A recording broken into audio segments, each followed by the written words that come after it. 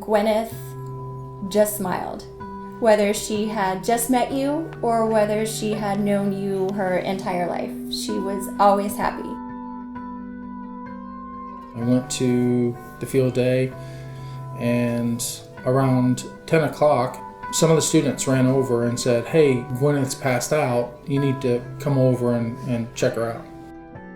As I get closer, I see that Gwyneth is laid flat in a ditch, and no one is doing anything. Once the EMTs arrived, they got her to Stafford Hospital. At that point, they airlifted her to a hospital in Richmond. We then stayed there for 7 weeks in the hospital. It was one heart-wrenching decision after another.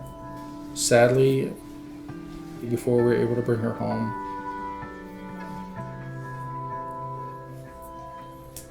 she passed. And all of this was because the period of time between her collapse and my arrival on the scene, no one did anything.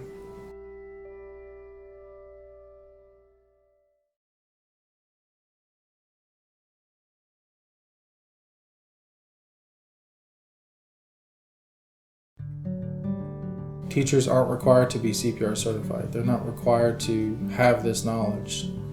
The students aren't trained in it. Every school didn't have an AED in it.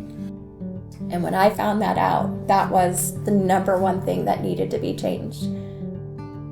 The American Heart Association went with the Griffin family and set up the interviews and did the background work to get visibility of the bill. I can't look back on my 2 years in the General Assembly with more pride than actually standing on the House floor and watching the vote. House Joint Resolution 828, celebrating the life of Gwyneth Griffin. And Mr. Speaker, I move that we pass House Joint Resolution 828. There are 3 components to Gwyneth's Law. The first component requires training for all teachers. The second component requires AEDs at all schools, elementary through high school. And the third component requires CPR training for all high school graduates. If her life was to mean something or to have value, then it would have been to help others. We could save lives, and we could do that in honor of Gwyneth. That's what she would have wanted.